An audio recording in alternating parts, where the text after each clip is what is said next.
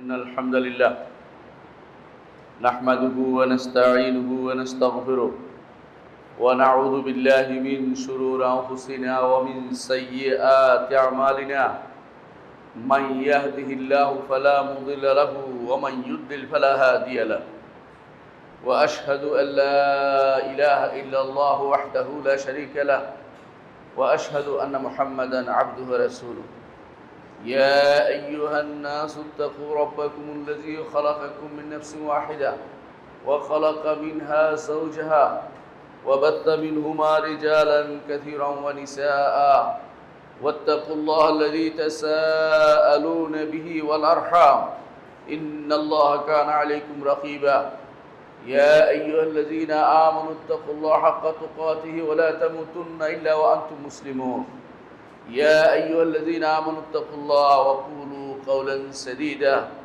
يصلح لكم أعمالكم ويغفر لكم ذنوبكم ومن يطع الله ورسوله فقد فاز فوزا عظيما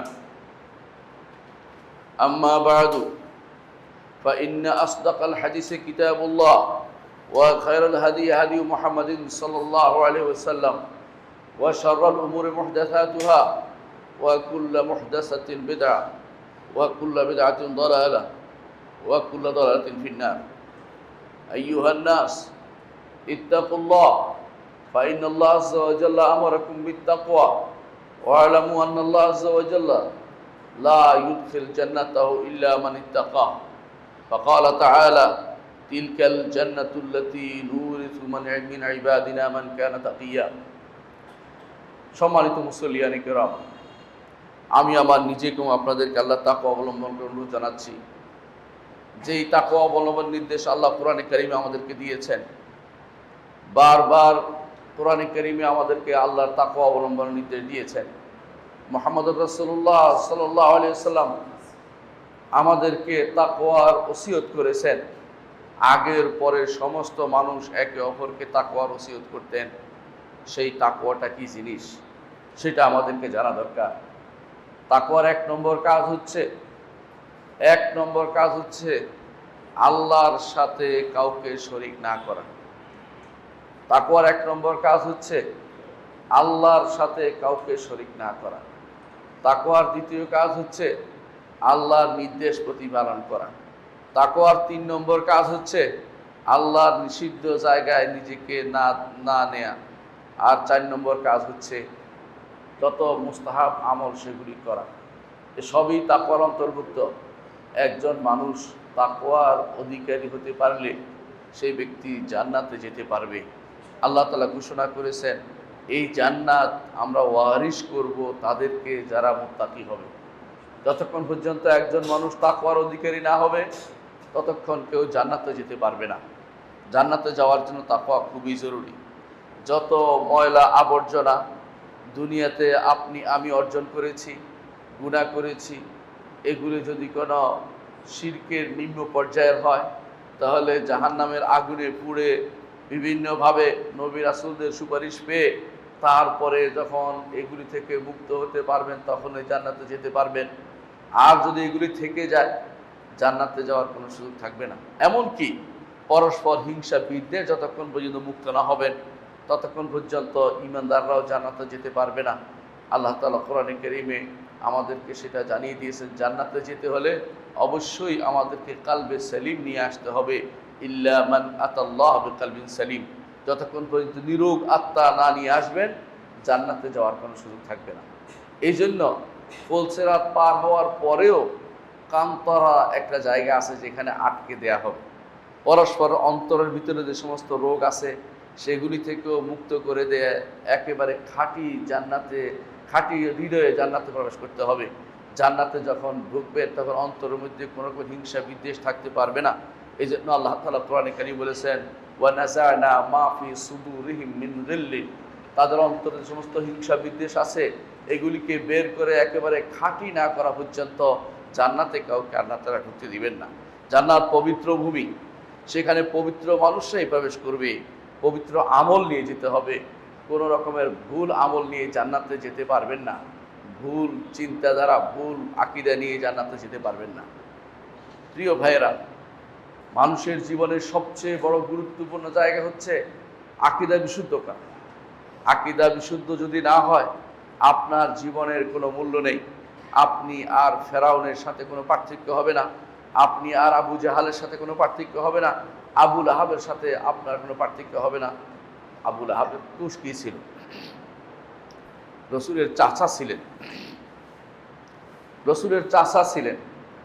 এমনকি আবু লাহাব রসুলের জন্মের কথা শুনে খুশিও হয়েছিলেন, আপনারা জানেন, কিন্তু জান্নাতে যেতে পারেন নাই। আবু তালেব জান্নাতে যেতে পারবে না। কেন? কারণ ঈমান আনে নাই, আকীদা বিশুদ্ধ হয় না, এই জন্য জান্নাতে যেতে পারবে না। অথচ রাসূলুল্লাহ সাল্লাল্লাহু আলাইহি ওয়াসাল্লামের জন্য 3টি বছর জেল খাটছে, কিন্তু জান্নাতে যেতে পারবে না, কারণ আকীদা বিশুদ্ধ হয়নি। আকীদা বিশুদ্ধ এত গুরুত্বপূর্ণ জিনিস যে এর উপরে দিন নির্ভর করছে, পুরো দিনটা এর উপর নির্ভর করছে। আল্লাহ তাআলা কোরআনে কারীম বলেছেন, ওয়া মান ইয়াকফুর বিল ঈমান ফাকাদ হাবিতা আমালুহু ওয়া হুয়া ফিল আখিরাতি মিনাল খাসিরিন। যে কেউ ঈমানের সাথে কুফরি করবে, অর্থাৎ ঈমানের যে সমস্ত কাজ আছে এগুলি কোনটাকে অস্বীকার করবে, অথবা ঈমান বিধ্বংসী কোনো কাজে নিজেকে লিপ্ত করবে, তাহলে তার সমস্ত আমল বরবাদ হয়ে যাবে এবং আখিরাতে সে ক্ষতিগ্রস্ত লোকদের অন্তর্ভুক্ত হবে। ক্ষতিগ্রস্ত কারা? ইন্নাল খাসিরিন আল্লাযিনা খাসিরু আনফুসাহুম ইয়াওমাল কিয়ামা। ওরাই ক্ষতিগ্রস্ত যারা কিয়ামতের দিন নিজেকে ধ্বংস করেছে। নিজে কোনোদিন বের হইতে পারবে না জাহান্নাম থেকে। ঈমানের ত্রুটি থাকলে জাহান্নাম থেকে বের হইতে পারবে না। আমলে ত্রুটি থাকলে কি হবে? বের হইতে পারবে আযাবের পরে, শাস্তির পরে, সুপারিশের পরে। আমলে ত্রুটি থাকলে বের হইতে পারবে। ঈমানের ত্রুটি থাকলে কেউ জাহান্নাম থেকে বের হইতে পারবে না, তার জন্য কোনো কিছুই থাকবে না। এই জন্য আখিরাতে ক্ষতিগ্রস্ত ওই ব্যক্তি, যেই ব্যক্তি ঈমানের ত্রুটি নিয়ে মারা গেছে। ঈমানের ত্রুটি নিয়ে মারা যাওয়ার অর্থ হচ্ছে আকীদা তার পরিশুদ্ধ ছিল না। এই জন্য 1 নম্বর গুরুত্বপূর্ণ জিনিস হচ্ছে আকীদাকে মানুষের প্রত্যেকে তার অন্তরে কঠিনভাবে স্থান দিতে হবে। আজকের দিনে মানুষ আকীদার কথা বললে অনেকেই মনে করে যে বাড়তি কথা বলতেছে, দেশ চলে গেল, ওই হয়ে গেল, ওইটা হয়ে গেল, ওইটা হয়ে গেল। ওই সবই হচ্ছে মূলত আকীদার গুরুত্ব না দেওয়ার কারণে। আপনি ভালো করে দেখুন, আজকের দিনে যত সমস্যা তৈরি হচ্ছে, যত মতবাদ তৈরি হচ্ছে, সমস্ত মতবাদের মূল হচ্ছে আল্লাহ সম্পর্কে আকীদা পরিশুদ্ধ না হওয়া। আকীদা জিনিসটা কি আসলে? আকীদা হচ্ছে আল হুকমু তাহনিয়াল জাযিম, দৃঢ়ভাবে কোনো কিছু অন্তরে পোষণ করা, এটার নাম হচ্ছে আকীদা। অন্তরে যে জিনিস দৃঢ়ভাবে পোষণ করবেন সেটাই তো আকীদা। এটা প্রত্যেকটি মানুষেরই একটা এরকম আকীদা আছে। শুধু পাগল আর ছোট বাচ্চা ছাড়া এমন কেউ নাই যার অন্তরে দৃঢ় কোনো একটা বিশ্বাস নেই। এই দৃঢ় বিশ্বাসটা শুদ্ধ হতে হয়। এই শুদ্ধ কেন হতে হবে? কারণ আরবের মুশরিকদেরও একটা আকীদা ছিল। তাদের আকীদা কি ছিল? লাত, মানাত, উজ্জা এগুলি তাদেরকে বাঁচাবে, এগুলি তাদেরকে বিভিন্ন বিপদ থেকে উদ্ধার করবে, এগুলি তাদের জন্য আল্লাহর কাছে সুপারিশ করবে। কারণ লাত থেকে বানিয়েছে, তারা মনে করতো লাত হচ্ছে আল্লাহর কন্যা, মানাত আল্লাহর কন্যা, উজ্জা আল্লাহর কন্যা, নাউজুবিল্লাহ। তারা আল্লাহর কন্যা সাব্যস্ত করত। আপনারা শুনেছেন এই দেশে অনেক জায়গাতে আছে আল্লাহর ওলি সাব্যস্ত করে, তাদের কাছে অনেকে অনেক কিছু চায় যে এরা আল্লাহর কাছে বললে আল্লাহ শুনবে। ঠিক একই কায়দায় আরবের মুশরিকরা মনে করত লাত, মানাত, উজ্জার কাছে চাইলে ওরা আল্লাহকে বলবে, ওরা আল্লাহর কন্যা হিসেবে, নাউজুবিল্লাহ, এরা আল্লাহর কাছে চাইবে, আল্লাহ দিবে। খ্রিস্টানরা একই কথাই বলছে যে আল্লাহর কাছে চাওয়ার দরকার নেই, তাদের আল্লাহর ছেলে তাদের মন মতো বানিয়ে নিয়েছে। ঈসা আলাইহিস সালাতু ওয়াস সালাম আল্লাহর দাস ছিলেন, তাকে আল্লাহর ছেলে বানিয়ে তার পূজা করছে, যে তার কাছে চাইলেই সব হয়ে যাবে। আজ অনেক মানুষ এই বাংলাদেশের আনাচে কানাচে অনেক মানুষ আছে যারা এই সমস্ত মাধ্যম ধরে মনে করে জান্নাতে যেতে হবে, মাধ্যম ধরে মনে করে বিপদ থেকে উদ্ধার পেতে হবে। তাদের যে ধারণা সেটা হচ্ছে যে আমরা তো আল্লাহর কাছে যেতে পারি না, আমরা তো গুনাহগার বান্দা। এই যে ধারণাটা, এটাই হচ্ছে জাহিলি ধারণা। জাহিলি যুগে মনে করতো এটাই যে আমরা কি আল্লাহর কাছে চাইতে পারি নাকি? আমরা চাইবো এদের কাছে, এরা আল্লাহর কাছে চাইবে। মা না'বুদুহুম ইল্লা লিয়ুকাররিবুনা ইলাল্লাহি যুলফা। আমরা শুধু এদের কাছে চাই এই জন্য যে এরা আল্লাহর কাছে নৈকট্য এনে দেবে। আমরা সরাসরি নৈকট্য কীভাবে পাবো? আজ জগতের বেশিরভাগ মানুষ তা মনে করে। বেশিরভাগ মানুষ, যে সমস্ত লোকেরা সুফিবাদের মধ্যে আকণ্ঠ নিমজ্জিত, এরা এটাই মনে করে যে আমরা তো গুনাহগার বান্দা, আমরা কি আল্লাহ কি আমাদের কথা শুনবেন নাকি? নাউজুবিল্লাহ। এই কথা কেন মনে করে তারা? আপনি আমি ভালো করে জানা উচিত। আল্লাহ তাআলা কোরআনে কারীম বলেছেন, উদউনি আস্তাজিব লাকুম, আমাকে ডাকো আমি তোমার ডাকে সাড়া দেব। আমাকে ডাকো আমি তোমার ডাকে সাড়া দেব। এই আল্লাহ তাআলাকে যে ব্যক্তি ডাকবে, আল্লাহ তাআলা তার ডাকে সাড়া দিবেন ওয়াদা করেছেন। যত বড় পাপিষ্ঠ হোক না কেন, আল্লাহর কাছে ডাকলে আল্লাহ তার ডাকে সাড়া দিবেন। 99 জনকে হত্যাকারী ব্যক্তিও আল্লাহর দিকে যাচ্ছিল, হিজরত করে যাচ্ছিল, এমনকি সে যেতে পৌঁছতে পারেনি, তারপর আল্লাহ তাকে ক্ষমা করে দিয়েছে, কারণ সে চেষ্টা করেছে। আপনি আমি যত পাপিষ্ঠ হই না কেন, কোনো মাধ্যমের দরকার নেই। আমার রব কোনো মাধ্যম নিয়োজিত করেননি। আমার রব সরাসরি বলেছেন, ওয়াইজা সাআলাকা ইবাদি আন্নী ফাইন্নী করিবুন উজিবু দাওয়াতাদ দাঈ ইযা দাআন। যখন আমার বান্দারা প্রশ্ন করে আমার সম্পর্কে যে কিভাবে আমার কাছে চাইবে, বলুন আমাকে ডাকলেই আমি তার ডাকে সাড়া দেব। আমি তার নিকটে, তিনি আরশের উপর থেকেও বান্দার নিকটে, কারণ যখনই বান্দা ডাকে আল্লাহকে, আল্লাহ তাআলা তার ডাকে সাড়া দেন। বান্দা শুধু ডাকতে দেরি, আল্লাহ তার ডাকে সাড়া দিতে দেরি করেন না। বান্দা যদি ডাকে আল্লাহর কাছে একটু এগিয়ে যায়, হাদিসে আছে রাসূলুল্লাহ সাল্লাল্লাহু আলাইহি ওয়াসাল্লাম বলেছেন, কেউ যদি আল্লাহর দিকে এক বিগত এগিয়ে যায়, আল্লাহ তার দিকে এক হাত এগিয়ে আসেন। কি জন্য? যাতে তার ডাকে সাড়া দেন। আর বান্দার এই ডাক, আল্লাহ আমি জুলুম করেছি, আল্লাহুম্মা ইন্নী যালামতু নাফসি যুলমান কাসীরা ওয়া ইন্নাহু লা ইয়াগফিরু যুনুবা ইল্লা আনতা ফাগফিরলি মাগফিরাতাম মিন ইনদিকা ওয়ারহামনি ইন্নাকা আনতাল গফুরুর রহিম। রাসূলুল্লাহ সাল্লাল্লাহু আলাইহি ওয়াসাল্লাম বলেছেন, একজন মানুষ যখন সেটা বলে, আল্লাহ তাআলা বলেন আমার বান্দা বুঝতে পেরেছে, স্বীকার করছে যে তাকে ক্ষমা করে দেওয়ার আর কেউ নাই আমি ব্যতীত, আমি তাকে ক্ষমা করে দিলাম। এজন্য একজন মানুষ যদি আল্লাহর কাছে নিজেকে সঁপে দেয়, আল্লাহ তাকে ক্ষমা করে দিবেন। সেটা না করে আপনি কেন চৌকিদার ধরতেছেন, কেন দফাদার ধরতেছেন? সরাসরি আল্লাহর দরবার আপনার জন্য উন্মুক্ত, আল্লাহর দরবার উন্মুক্ত। আল্লাহর কাছে চাইলেই তিনি আপনাকে ছাড় দিবেন, আপনাকে তিনি গুনাহ থেকে মুক্ত করে দিবেন। আমাদের মধ্যে সন্দেহ হয় কি, দুনিয়ার বুকে রাজা বাদশাদের কাছে যাওয়ার জন্য যেভাবে মাধ্যম লাগে, আমাদেরও সেরকম মাধ্যম ধরতে হবে। এটা একটা ভুল ধারণা। কেন ভুল ধারণা বুঝিয়ে বলি, শোনেন। রাজা বাদশাদের কাছে যেতে তারা দেয় না কেন? এক নম্বর হচ্ছে তারা নিজেরা আপনার অভাব সম্পর্কে জানে না। ওই মাধ্যম দিয়ে বলাইতে হয় যে উনি একটা বিপদে আছে, ওনার সমস্যাটা এই, একজনে যে কানে কানে বলবে, আরে তিনি মনে মনে অনুমোদন করবে। আল্লাহ তাআলা এ থেকে মুক্ত, তিনি বান্দার অন্তরে কি আছে সেটা জানেন। ইয়ালামুস সিররা ওয়া আখফা, যেটা সির গোপন জিনিস জানেন, গোপনের চেয়ে গোপন এখনো আসেনি, সেটাও আমার রব্বুল আলামিন জানেন। আপনার যাবতীয় অবস্থা তিনি পুরোপুরিভাবে ওয়াকিফাল, তিনি জানেন আপনার কি অবস্থা আছে। আপনি শুধু ডাকলেই হবে, তিনি আপনার ডাকে সাড়া দিবেন। দুনিয়ার বুকে ইতিপূর্বে যারাই গুনাহ করেছে, যারাই কোনো না কোনো কিছু অপরাধ করেছে, আল্লাহকে ডেকেছে, আল্লাহকে ডেকে তারা সে আল্লাহর কাছ থেকে গুনাহ ক্ষমা করে নিতে পেরেছে। ইতিপূর্বে যারাই কোনো কিছু চেয়েছে, নবীরা চেয়েছে, চিন্তা করে দেখেন, যখনই চেয়েছে তখন আল্লাহর কাছে চেয়েছে। কি বলেছেন? বলেছেন ইজনাদা রব্বাহু নিদান খাফিয়া। জাকারিয়া আলাইহিস সালাতু ওয়াস সালাম তার রবের কাছে চেয়েছেন নিদান খাফিয়া, খুবই গোপনে, কিছু কেউ শুনতেও পায় না, নিজে নিজে চাইছেন আল্লাহর কাছে। আল্লাহ তাআলা সেটা কোরআনে উল্লেখ করে দিয়েছেন এবং সেটাকে স্থায়ী করে দিয়েছেন এবং বলেছেন যে এইটা এইভাবে চাইতে হয়। তিনি চেয়েছেন যে রব্বি ইন্নী ওয়াহানাল আযমু মিন্নী ওয়াশতাআলা রাসু শাইবা, আল্লাহ আমার হাড়গুলি নরম হয়ে গেছে, চুলগুলি সাদা হয়ে গেছে। ওয়াশতাআলা রাসু শাইবা ওয়ালাম আকুম বিদুআইকা রব্বি শাকিয়া, আপনাকে ডেকে আমি কোন হতভাগা হইনি। আমি চাচ্ছি আল্লাহ আমাকে একটা সন্তান দিন, যেই সন্তান এই হবে ইয়ারিসুনি ওয়া ইয়ারিসু মিন আলি ইয়াকুবা ওয়াজআলহু রাব্বি রাদিয়া, এবং সে হবে ওয়ারিস হবে, আমার ওয়ারিস হবে, আল ইয়াকুবের ওয়ারিস হবে, এবং সে সন্তোষভাজন হবে। চেয়েছেন, আল্লাহ দিয়েও দিয়েছেন। আপনি কি চিন্তা করেছেন? একজন নারী চেয়েছে, একজন নারী চেয়েছে, আল্লাহ তাকেও দিয়ে দিয়েছেন। সে নারী হান্না বিনতে ফাকুজ, সে মারিয়ামের মা, তিনি যখন তার সন্তান পেটে আসে, তিনি দোয়া করেন, আল্লাহ আমাকে একটা সন্তান দিন, আমাকে এই সন্তানকে দিন, যাতে আমি এই সন্তানকে বাইতুল মাকদিসের খেদমতে রাখতে পারি।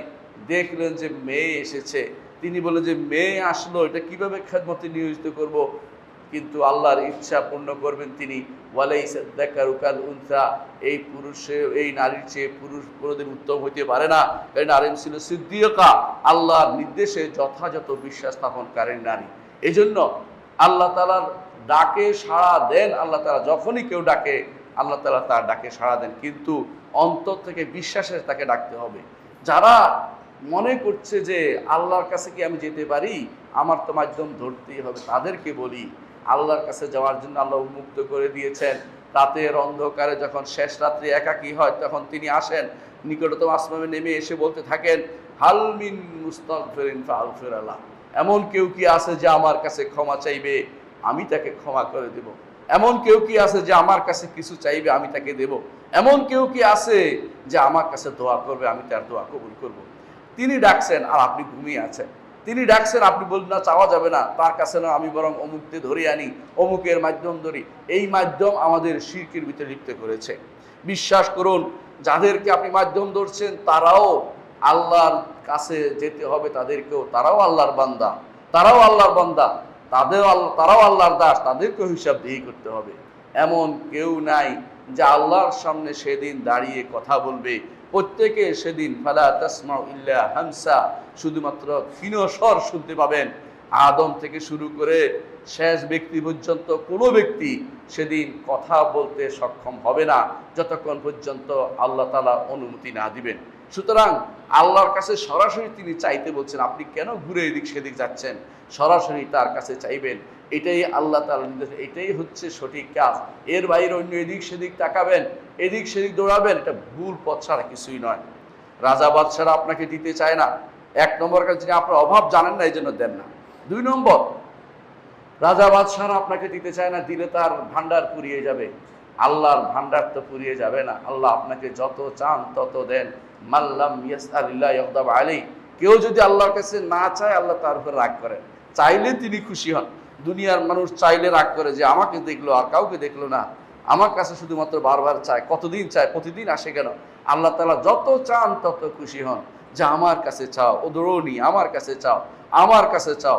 রসুল শিখিয়ে দিয়েছেন যে সাআলতা ফাসআলিল্লাহ, যখন চাইবে একমাত্র আল্লাহর কাছে চাইবে। ওয়াইজা আস্তাআনতা ফাস্তাইন বিল্লাহ, যখন সাহায্য চাইবে আল্লাহর কাছে, আল্লাহ সাহায্য নিবে, আর কারো কেউ তোমাকে সাহায্য করতে পারবে না। শত মানুষ চেষ্টা করলো, রসুল বলেছেন দুনিয়ার সমস্ত মানুষ একত্রিত হলো তোমার কোনো উপকার করতে পারবে না, আল্লাহ যেটা মঞ্জুর করেছেন সেটা ব্যতীত। আর দুনিয়ার সমস্ত মানুষ তোমার ক্ষতি করতে চাইলো, আল্লাহ যদি সেটা ক্ষতি মঞ্জুর না করেন, তারা তোমার কোনো ক্ষতি করতে পারবে না। সুতরাং একমাত্র চাইতে হলে আমার রব্বুল আলামিনের কাছে চাইবেন, কারো কাছে কিছু চাইবেন না। এইটা হচ্ছে আকীদার একটি জিনিস যেটা আমরা ভুলে যাই। এটাই হচ্ছে আকীদা, যে আমার রব্বুল আলামিনের কাছে আমাকে ধর্ণা দিতে হবে। দুনিয়ার মানুষ আর একটি কারণে, দুনিয়ার রাজা বাদশারা আপনাকে দিতে চায় না, সেটা কি, দিলে এক সময় আমার উপরে বেশি বেড়ে যাবে, আগ বেড়ে যাবে। আবার দিতে চায় না কেউ কেউ, যে নির্বাচনের সময় তাহলে দিলে লাভ হবে, ভোটটা পাবো। এই সমস্ত কিছু তো আমার রব্বুল আলামিনের সাথে খাপ খায় না। তাহলে কেন আপনি আমার রব্বুল আলামিন, যিনি আপনার জন্য সব সময় দানের জন্য, যিনি দেওয়ার জন্য তিনি আছেন, তার নাম হচ্ছে ওয়াহাব, তার নাম হচ্ছে করিম, তিনি দান করেন, তিনি মতি, তিনি সব কিছু দিচ্ছেন। তারপরে আপনি বলেন যে না, আমি তো আপনার কাছে চাইতে পারি না, হুজুরের কাছে যাচ্ছি, অমুকের কাছে যাচ্ছি, মাজারের কাছে যাচ্ছি। এগুলি যদি আপনি চান, আপনি তো ইমানদার থাকতে পারবেন না। আপনি এখন পর্যন্ত জাহিলি যুগটাকে চিনতে পারেননি। এই জন্য ওসমান ইবনে আফফান রাদিয়াল্লাহু আনহু বলেছেন যে যেই ব্যক্তি ইসলামের মধ্যে বড় হবে, জাহিলিয়াতকে চিনবে না, সেই ব্যক্তি ইসলামের রজ্জুকে একটা একটা করে ছিঁড়ে ফেলবে, একটা একটা করে ছিঁড়ে ফেলবে। কারণ সে জানে না যে রাসূলুল্লাহ সাল্লাল্লাহু আলাইহি ওয়াসাল্লাম কোন প্রেক্ষাপটে এসেছেন, কিসের দাওয়াত দিয়েছেন, এই বিষয়টা অবশ্যই জানতে হবে। এই জন্য প্রথম কাজ হচ্ছে আকীদা বিশুদ্ধ করা। আকীদা বিশুদ্ধ করা হচ্ছে প্রথম কাজ। এবং এই জন্য আল্লাহ তাআলা মানুষদেরকে সৃষ্টি করেছেন এই জিনিসটাকে যথাযথ বাস্তবায়ন করার জন্য। তিনি বলেছেন ওমা খালাকতুল জিন্না ওয়াল ইনসা ইল্লা লিয়াবুদুন, মানুষ এবং জিনকে শুধুমাত্র আমার ইবাদতের জন্যই সৃষ্টি করেছি। এই ইবাদতের তাফসীর করেছে ইবনে জারীর তাবারী রাহমাতুল্লাহ আলাইহি, ইল্লা লিওয়াহিদুন, আমার তাওহীদ প্রতিষ্ঠার জন্য, একমাত্র আমার কাছেই ধর্ণা দেওয়ার জন্য আমি তাদেরকে সৃষ্টি করেছি। তারা আমি সৃষ্টি করেছি অন্যের কাছে চাইবে, এটা হতে পারে না। কোরআনে কারীমের প্রথম নির্দেশ হচ্ছে এই জন্যই তাওহীদ। আল্লাহ তাআলা কোরআনে কারীম বলেছেন, ইয়া আইয়ুহান নাস উবুদু রাব্বাকুমুল্লাযী খালাকাকুম ওয়াল্লাযীনা মিন ক্বাবলিকুম লাআল্লাকুম তাত্তাকুন। হে মানুষেরা, হে মানুষেরা, ইবাদত করো ওই সত্তার যিনি তোমাদেরকে সৃষ্টি করেছেন। আপনি ভালো করে যেন আপনার স্রষ্টা আল্লাহ, আপনার স্রষ্টা কোনো পীর নয়, বুজুর্গ নয়, আপনার স্রষ্টা কোনো মাজার নয়, আপনার স্রষ্টা একমাত্র আল্লাহ তাআলা। তিনি যেহেতু আপনার স্রষ্টা, একমাত্র তারই ইবাদত করতে হবে। আর ইবাদতের প্রকারের মধ্যে একটি হচ্ছে আল্লাহর কাছে চাওয়া, আল্লাহর কাছে চাওয়া। এটা হচ্ছে একজন বান্দার ঐকান্তিক কামনা। অন্তরের মধ্যেও কেউ কেউ আল্লাহর কাছে অন্তর দিয়েও চায়, মুখেও চায়, কর্মকাণ্ডেও চায়। যেইভাবে চান না কেন আল্লাহর কাছে চাইতে হবে। সব রকমের ইবাদত একমাত্র আমার আল্লাহর দিকে নিবেদিত করতে হবে। যতক্ষণ পর্যন্ত তা না হবে, ততক্ষণ পর্যন্ত আপনি আল্লাহ তাআলা আমাদেরকে যে জন্য সৃষ্টি করেছেন সেটা বাস্তবায়ন করতে পারবেন না। আল্লাহ সৃষ্টি করেছে আমাদেরকে তার ইবাদত করতে, একমাত্র তার ইবাদত করতে। ইবাদত তো অনেকেই করে। আরবের মুশরিকরা আল্লাহর ইবাদত করতো। আপনারা ভালো করে জানেন, আবু জাহাল কিন্তু হজ করত। আবু জাহাল কাবা ধরে কাঁদতেছে, আল্লাহর কাছেও কাঁদতেছে। তা আল্লাহর ইবাদত সে করতো, কাবা ধরে কাঁদতেছে। বদরের আগে রাত্রিতে, বদরের যুদ্ধে যাওয়ার আগে রাত্রিতে কাবা ধরে কাঁদতেছে, আল্লাহ আমাদের ভাই ভাই যে ব্যক্তি শত্রুতা লাগিয়ে দিয়েছে, আমাদের ঐক্য নষ্ট করে দিয়েছে। বুঝেন তো, আরবের মুশরিকরা দাবি করতে তারা ঐক্যের মধ্যে আছে, অথচ ঐক্য ছিল না, অনৈক্যের মধ্যেই ছিল। কিন্তু ঐক্য কিসের বিরুদ্ধে? তাওহীদের বিরুদ্ধে তাদের ঐক্য ছিল। এই জন্য তারা এই দাওয়াতের বিরুদ্ধে গিয়ে বলতেছে, যে ব্যক্তি আমাদের ভাই ভাই শত্রুতা তৈরি করে দিয়েছে, যে ব্যক্তি আমাদের ভাই ভাইয়ের মধ্যে, আমাদের সন্তান এবং পুত্রের মধ্যে শত্রুতা তৈরি করে দিয়েছে, আমাদের পরিবারে ভাঙ্গন করে তৈরি করে দিয়েছে, আল্লাহ আগামী দিন তাকে পিষে ফেলুন। বদদোয়া করছে কার কাছে? আল্লাহর কাছে। কার বিরুদ্ধে? মুহাম্মদুর রাসূলুল্লাহ সাল্লাল্লাহু আলাইহি ওয়াসাল্লামের বিরুদ্ধে। তাহলে সেই ব্যক্তি আল্লাহকে মানে, আল্লাহর ইবাদত করে। সমস্যা হচ্ছে হুবলকে কাঁধে নিয়ে চলে গেছে যুদ্ধের ময়দানে এবং বলতেছে ওলা হুবল, হুবলের জয়ধ্বনি হোক বলতেছিল, কিন্তু আবার আল্লাহর কাছেও চাচ্ছে। এই দুইটা একসাথে চলতে পারে না। এই দিন হচ্ছে আবু জাহালের দিন। আবু জাহালের দিনের দুইটা একসাথে চলে, আল্লাহর দিন ইসলামের দুইটা একসাথে চলে না। কারণ ইসলাম হচ্ছে আল ইসতিসলাম লিল্লাহি বিত্তাওহীদ, তাওহীদ নিয়ে আল্লাহর কাছে আত্মসমর্পণ, ওয়াল ইনকিয়াদ লাহু বিত্তাআ, আনুগত্য ডালা মেলে দিতে হবে, ওয়াল বারাআতু মিনাশ শিরকি ওয়া আহলিহি, শিরক এবং মুশরিকদের থেকে নিজেকে বিমুক্ত ঘোষণা করতে হবে। তিনটি জিনিস না হলে কেউ মুসলিম হইতে পারে না। মুসলিম হওয়ার জন্য তিনটি জিনিস মুখস্থ করে নেবেন। এক নম্বর হচ্ছে তাওহীদ নিয়ে আল্লাহর কাছে আত্মসমর্পণ। দ্বিতীয় হচ্ছে আনুগত্য, আল্লাহর নির্দেশের কাছে, নিষেধের কাছে, তার নির্দেশ নিষেধকে মানার জন্য, আনুগত্য করার জন্য নিজেকে একেবারে পরিপূর্ণভাবে প্রস্তুত করে নিতে হবে, যে আল্লাহ নির্দেশ মেনে চলবো, নিষেধ পরিত্যাগ করে চলবো। আর তিন নম্বর হচ্ছে যে সমস্ত শিরিক এবং মুশরিকদের থেকে নিজেকে বিমুক্ত ঘোষণা করব, তাদের সাথে আমার কোনো সম্পর্ক থাকতে পারবে না। এটা শিক্ষা দিয়েছেন ইব্রাহিম আলাইহিস সালাতু ওয়াস সালাম।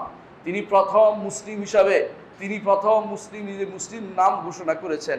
সেই হিসাবে তিনি প্রথম ঘোষণা দিয়েছেন যে কোরআনে কারীম আল্লাহ তাআলা আমাদেরকে জানিয়ে দিয়েছে, তিনি বলছেন যে ইন্নী ওয়াজ্জাহতু ওয়াজহিয়া লিল্লাযী ফাতারাস সামাওয়াতি ওয়াল আরদি হানিফান ওয়া মা আনা মিনাল মুশরিকিন। ইন্নী ওয়াজ্জাহতু ওয়াজহিয়া লিল্লাযী ফাতারাস সামাওয়াতি ওয়াল আরদি হানিফান ওয়া মা আনা মিনাল মুশরিকিন। আমি আমার চেহারাকে একমাত্র আমার রব্বুল আলামিনের দিকে ফিরাচ্ছি, যিনি আসমান এবং জমিন সৃষ্টি করেছেন, এবং আমি তার দিকে একান্তভাবে, তার দিকেই আমি প্রত্যাবর্তন করছি। আমি মুশরিকদের সাথে কোনো সম্পর্ক নাই।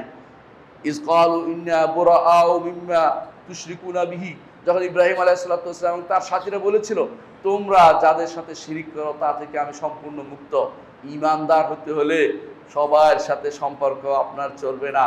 ঈমানদার মুশরিকের সাথে সম্পর্ক রাখতে পারে না। মুশরিকদের সাথে বিমুক্ত ঘোষণা করা ঈমানের দায়িত্ব। যদি আপনি মনে করেন যে এই কথা বললে তো মন খারাপ হয়ে যাবে, এই কথা বললে তো ছেলে রাগ হয়ে যাবে, এই কথা বললে তো বাবা রাগ করে ফেলবে, তাহলে আপনি কিন্তু এখন পর্যন্ত ঈমানের স্বাদ পাননি।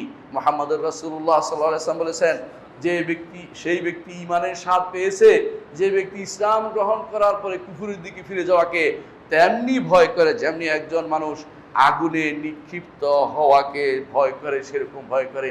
সেরকম ভয় আপনার থাকা উচিত। আমরা অতি বিনা কষ্টে পেয়ে গেছি ইসলাম। এই জন্য আমরা ইসলামের দরদ বুঝিনি। যারা ইসলামকে গ্রহণ করে নিয়েছে নতুন করে, তারা বুঝে ইসলাম কী জিনিস। আপনারা অনেকেই বাবা মুসলিম ছিল বলে ছেলে মুসলিম হয়েছি, এই জন্য অনেক সময় ইসলামের মর্যাদা আমরা বুঝতে পারিনি। মুসলিম হওয়ার অর্থই হচ্ছে বিশাল ঘোষণা দেয়া যে আমি মুশরিকদের থেকে আলাদা, আমি শিরিক থেকে আলাদা, আমি শিরিক করতে পারবো না, মুশরিকদের সাথে আমি কোনো সম্পর্ক রাখতে পারবো না। ঈমানদার সব সময় তার রবের সাথে সম্পর্ক বজায় রাখে। এই জন্য মনে রাখতে হবে, আকীদা যদি বিশুদ্ধ না হয় আপনি কোনোদিন আল্লাহর ইবাদত করতে পারবেন না। আকীদা বিশুদ্ধ হলেই আপনার ইবাদত, আল্লাহর ইবাদত গ্রহণযোগ্য হবে। আল্লাহর ইবাদত করছেন, অন্যের ইবাদত করেন, আল্লাহ তাআলা সেটা গ্রহণ করবেন না। হাদিসে কুদসিতে আল্লাহ তাআলা বলেন, আনা আগনা শুরাকা আনি শিরক মান আমিলা আমালান ওয়া আশরাকা ফীহি মাই গায়রি তারাকতুহু ওয়া শিরকাহু। আল্লাহ তাআলা বলেন হাদিসে কুদসিতে, আপনারা জানেন হাদিসে কুদসি আল্লাহর বাণী, আল্লাহর বাণী তবে কোরআন নয়, আল্লাহর বাণী তবে কোরআন নয়। হাদিসে কুদসিতে আল্লাহ তাআলা বলছেন, আমি যাবতীয় অংশীদারের অংশ নেওয়া থেকে মুক্ত। অর্থাৎ কেউ যদি কোনো অংশীদার কি করে, কোনো একটা কাজ করলে, শরীকানা ব্যবসা করলে সবাই কি করে, ভাগ চায়। আমার ভাগ ঠিক করে দিয়ে দাও, হিসাব করে দিয়ে দাও, তোমার ভাগ তুমি যা ইচ্ছা তা করো। কিন্তু আল্লাহ তাআলা বলেন না, আমি অংশীদারের অংশ নেই না, আমার জন্য পুরো আমলটাই করতে হবে, সালাত পুরোটাই আমার জন্য হতে হবে, দানটা পুরোটাই আমার জন্য হতে হবে। যদি মনে করেন দানটা করলাম এই জন্য একটু বাহাবাও আসবে, সামনে নির্বাচনে ভোটটাও পাবো, অথবা দানটা করলে এই জন্য আমার নামটা সবাই ঘোষণা করবে, আমার নামটা একেবারে বড় করে লেখা থাকবে, এই জাতীয় কোনো কিছু কোনোদিন আপনার আল্লাহর দরবারে এটা একটুও কবুল হবে না। কারণ আল্লাহ তাআলা কোনো অংশ নেন না। তিনি ঘোষণা করেছেন, যে কেউ আমার জন্য কোনো আমল করবে, মান আমিলা আমালান আশরাকা ফীহি মাই গায়রি, সে আমল করতে গিয়ে মনে মনে পাশের লোকের চিন্তা করেছে। চৌধুরী সাহেব আসছে নামাজ পড়তে, তিনি আমাকে দেখলে পরবর্তী ডাকবেন যে নামাজি বান্দাকে ডেকে যদি খাওয়াইতে পারি, এই চিন্তায় নামাজটা পড়ছেন। ইমাম সাহেব শিরিক করেছেন, ইমামের সালাত নষ্ট, ইমামের ইমামের ইবাদত সব পণ্ড, ইমামের কোনো কিছু আল্লাহর দরবারে আর গ্রহণযোগ্য হয়নি। মনে রাখতে হবে, আল্লাহকে পুরোপুরি দিতে হবে। যখনই অন্তরে এরকম কোনো শোনানোর চিন্তা আসবে, দেখানোর চিন্তা আসবে, আল্লাহর কথা স্মরণ করবেন যে আমি দেখানোর জন্য করছি না, আমি আমার রবকে খুশি করার জন্য করছি। সালফে সালেহীনের জন্য সবচেয়ে বেশি কাজ করতেন যেটা, সেটা কি, যে তারা কোনো আমল মানুষকে দেখানোর চিন্তা করতেন না। সব সময় তারা এমনভাবে দিতেন কেউ যেন দেখতে না পায়। আর রাসূলুল্লাহ সাল্লাল্লাহু আলাইহি ওয়াসাল্লাম বলেছেন, কেউ যদি এমন কোনো আমল করে যে আমলটি কাউকে দেখানোর জন্য নয়, তিনি একমাত্র আল্লাহকে খুশি করার জন্য করেছেন, ডান হাত দিয়েছে যা বাম হাত জানতে পারেনি। রাসূলুল্লাহ সাল্লাল্লাহু আলাইহি ওয়াসাল্লাম বলেছেন যে এই ব্যক্তিকে আল্লাহ তাআলা আরশের নিচে ছায়া দিবেন, যেদিন আর কোনো ছায়া থাকবে না, যেদিন আর কোনো ছায়া দেবে না। কেন সেটা? এই জন্য যে সে এইটাতে কাউকে শরীক করেনি। এই জন্য একজন মানুষ যদি কোনো মনে করে যে আমি আল্লাহর ইবাদত করলাম আর হুজুরদেরও খুশি রাখি, কবরওয়ালাকেও খুশি রাখি, মাজারওয়ালাকে খুশি রাখি, তাহলে সেই ব্যক্তি এখনো পর্যন্ত ঈমানদার হইতে পারে নাই। কবরওয়ালা মাজারওয়ালা আপনার কোনো উপকার করতে পারবে না। মরে যাওয়ার পরে তার সবচেয়ে কঠিন কষ্টের মধ্যে সে আছে। ইমাম আবু হানিফা রাহমাতুল্লাহ আলাইহি তার গ্রন্থে লিখেছেন, যেটা ইমাম জাইলাই তার তাবিউল হাকায়েকের মধ্যে নিয়ে এসেছেন, যে কেউ কোনো ব্যক্তি, ইমাম আবু হানিফা রাহমাতুল্লাহ আলাইহি বলেছেন যে কোনো মৃত ব্যক্তির কাছে কোনো মৃত ব্যক্তি কিছু চাওয়ার অর্থ হচ্ছে ডুবন্ত পানিতে ডুবন্ত ব্যক্তি আরেক ডুবন্ত ব্যক্তিতে বলছে আমাকে বাঁচাও, আমাকে বাঁচাও, উভয় তো ডুবে আছে, কে কাকে বাঁচাবে? এর অর্থ আবু হানিফা রাহমাতুল্লাহ আলাইহি কঠিনভাবে সাবধান করে গেছে ইতিপূর্বেই আমাদেরকে। কারণ তিনি আকীদার উপর অত্যন্ত শক্তিশালী মানুষ ছিলেন, শক্তিশালী গুরুত্বপূর্ণ ব্যক্তি ছিলেন। তিনি সেবার সাবধান করে গেছেন যে কেউ যেন কবরের কাছে ধর্ণা না দেয়। কেউ যদি মনে করে কবরওয়ালার কাছে গেলে আমার দোয়াটা বেশি কবুল হবে, তাহলে বোঝা গেছে সে কবরের প্রভাব মনে করছে। কবরের কোনো প্রভাব মানুষের জীবনে নাই। কেউ যদি মনে করে যে কবরওয়ালার কাছে যদি টাকা না দেয় আমার গাড়িটা উল্টে দিবে, সে ব্যক্তি কবরওয়ালার প্রভাবে বিশ্বাস করছে, সে ব্যক্তি ঈমানদার নয়, ঈমানদার নয়, ঈমানদার নয়, সে ব্যক্তি কাফের হয়ে গেছে, মুশরিক হয়ে গেছে। এই জন্য আকীদার গুরুত্ব সবচেয়ে বেশি দিতে হবে। কারণ আকীদা নষ্ট হলে আপনার আর কিছু প্রাপ্তি নেই, আমল কিছু নষ্ট হলে কিছু থাকলে কাজে লাগবে, কিন্তু আকীদা নষ্ট হলে আর কিছুই অবশিষ্ট থাকবে না, সব পণ্ডশ্রম হয়ে যাবে, জীবনের সমস্ত আমল শেষ হয়ে যাবে। আকীদার জন্যই, আকীদা প্রতিষ্ঠা করার জন্য আল্লাহ যুগে যুগে নবী রাসূলদেরকে পাঠিয়েছেন। আল্লাহ তাআলা কোরআনে কারীম বলেছেন, ওয়ামা আরসালনা মির রাসূলিন ওয়ামা আরসালনা মিন ক্বাবলিকা মির রাসূলিন ইল্লা নূহি ইলাইহি আন্নাহু লা ইলাহা ইল্লা আনা ফা'বুদুন। আপনার পূর্বে যত রাসূল আমি প্রেরণ করেছি সবাইকে একটা ওয়াহি দিয়েছি। ওয়াহিটা কি? একমাত্র আমার ইবাদত করা, একমাত্র আমার ইবাদত করা, আমি ব্যতীত আর কোনো সত্য ইলাহ নেই। অর্থাৎ আল্লাহ ব্যতীত আর কোনো সত্য ইলাহ নেই। লা ইলাহা ইল্লাল্লাহ, এই বাণীকে প্রতিষ্ঠা করার জন্য সমস্ত রাসূলকে আল্লাহ তাআলা পাঠিয়েছেন। যেই বাণী প্রতিষ্ঠার জন্য সমস্ত রাসূলকে পাঠিয়েছেন, সেই বাণী প্রতিষ্ঠার দায়িত্ব আপনার আমার সবার। মুহাম্মদুর রাসূলুল্লাহ সাল্লাল্লাহু আলাইহি ওয়াসাল্লাম তিনি মক্কাতে প্রথম 10 বছর কাটিয়েছেন। প্রথম 10 বছর কাটিয়েছেন।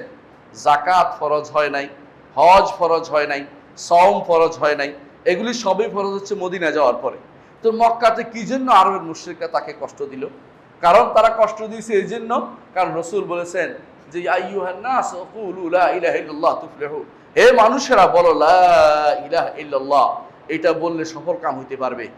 এরা তো অর্থ বুঝতো লা ইলাহা ইল্লাল্লাহ, এরা লা ইলাহা ইল্লাল্লাহর অর্থ বুঝতো যে লা ইলাহা ইল্লাল্লাহর অর্থই হচ্ছে আল্লাহ ছাড়া কারো কাছে যাওয়া যাবে না, একমাত্র আল্লাহর কাছে ধর্ণা দিতে হবে, সেজদা আল্লাহর জন্য করতে হবে, রুকু আল্লাহর জন্য করতে হবে, চাইতে হবে আল্লাহর কাছে, সাহায্য চাইতে হবে আল্লাহর কাছে, উদ্ধার কামনা করতে হবে আল্লাহর কাছে।